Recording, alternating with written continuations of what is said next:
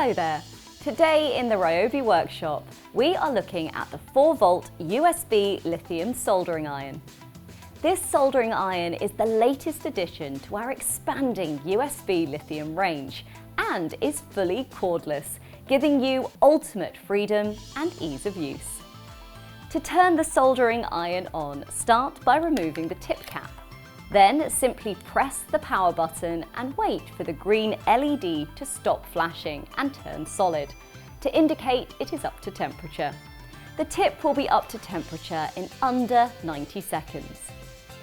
The soldering iron is easy to hold and control thanks to its pen-like grip and compact size, making it well suited for the most detailed soldering tasks, from jewellery making to cable repairs.